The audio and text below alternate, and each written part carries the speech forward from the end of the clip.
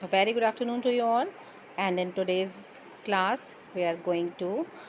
discuss our question number second of second unit, which is what are the question which can be determined by the executing code, and the answer shall contain following important points.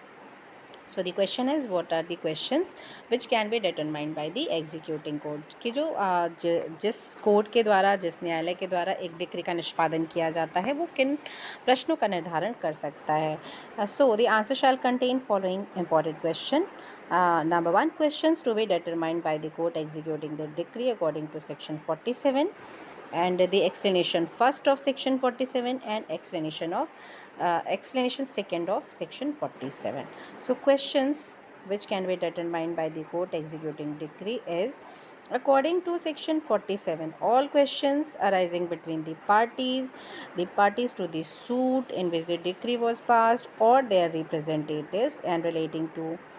execution, discharge or satisfaction of the decree shall be determined by the court executing the decree and not by a separate suit. Okay, so all questions arising between the parties of the suit, between the parties which has passed the decree or their representative, or relating to execution or the discharge of the decree or of satisfaction of the decree, shall be determined by the court executing the decree and not by a separate suit. Okay, and where a question arises as to whether any person is or is not a representative of the party, then such question shall also be determined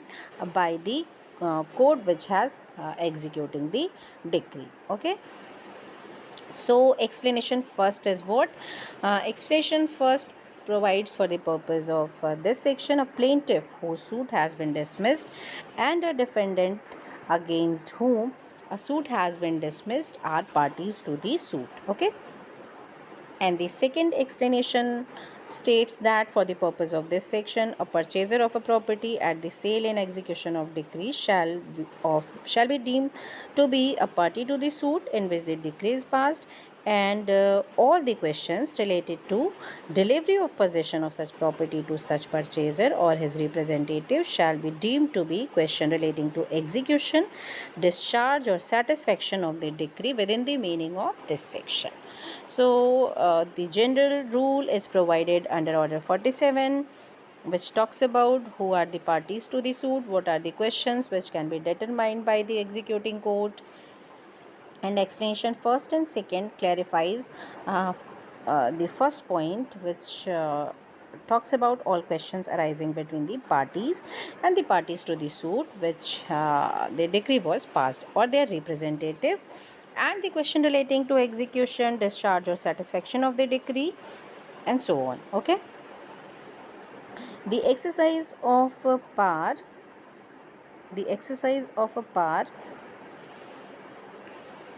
under section 47 of the code is microscopic and lies in a very narrow inspection hole. Thus it is plain that executing code can allow objection under section 47 of the code to excitability of the decree if it is found that the same is void ab initio and nullity, apart from the ground that decree is not capable of execution under law, either because the same was passed in ignorance of such a provision of law, or the law was promulgated making a decree inexecutable after passing it. What is the object of section 47? The object of section 47 is that the court having the parties already before it should decide all questions relating to execution etc. arising between them, in place of allowing one or other of them to put his adversary to the delay and cost of a separate suit in cases in which for this section it might be possible for him to do so. And section 47 being a special provision cannot be extended to the person who are not parties to the suit, and only option to third party is to file a separate suit. Okay, and principle is also well established that ordinarily the executing court cannot go behind the decree, but it is within the competence of the executing court To interpret decree ought to be executed, and for doing so, the court can refer to reliefs sought in the plaint and discussion in the judgment to ascertain the true importance of the decree. Okay, so what are the relevant provision under the question which can be determined by the executing court? The relevant provision is section 47. Okay, and you can add on some other sections provisions, like you can add section 36. Okay, section 37, section 36, 37 and 38 as well. All these sections are connected to each other, and in this question according to section 47 जो भी विवाद के पक्षकार हैं उनके बीच जिन भी questions arise, जो dispute arise हो रहा है, उन सभी प्रश्नों का निर्धारण या डिक्री के निष्पादन से संबंधित या उसके डिस्चार्ज सेटिस्फैक्शन से संबंधित सभी प्रश्न का निर्धारण निष्पादन डिक्री के निष्पादन करने वाले कोर्ट के द्वारा ही निर्धारित किया जाएगा, ना कि किसी एक अलग वाद के द्वारा। और इसमें वो पार्टीज़ जो शब्द हैं, जो एक्सप्रेशन पार्टी दी गई है, पार्टीज़ किन व्यक्तियों को माना जाएगा, ये एक्सप्लेनेशन 1 बताता है। That for the purpose of this section a plaintiff who suit has been dismissed, कोई ऐसा वादी जिसके वाद को खारिज कर दिया गया है, या कोई डिफेंडेंट प्रतिवादी जिसके अगेंस्ट में सूट का डिसमिसल किया गया है, उसे भी यहाँ पर पार्टी टू दी सूट माना जाएगा। और एक्सप्लेनेशन सेकंड बताता है कि जो प्रॉपर्टी का परचेजर है in the sale in execution of a decree shall also be deemed to be a party to the suit in which the decree is passed. And all questions related to delivery of possession, जो संपत्ति के कब्जे से संबंधित प्रश्न हैं, उनका भी निर्धारण निष्पादित को डिक्री को निष्पादन करने वाले न्यायालय के द्वारा ही किया जाएगा। और साथ ही संपत्ति का जो कब्ज़ा दिलाया जाना है उसमें उनके रिप्रेजेंटेटिव जो प्रतिनिधि होंगे, उनके बीच भी अगर कोई वाद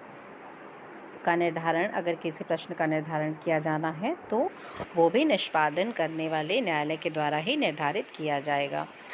और जो धारा 47 है, ये वेरी नैरोअर इंस्पेक्शन रखती है, माइक्रोस्कोपिक नेचर की है in the exercise of power, and thus it is the plain that executing court can allow objection under section 47, and the court is to excitably the decree it is found that same is void ab initio and nullity। ये इसके exception की बात कर रहा है, that the decree is of void ab initio nature, it is of nullity nature,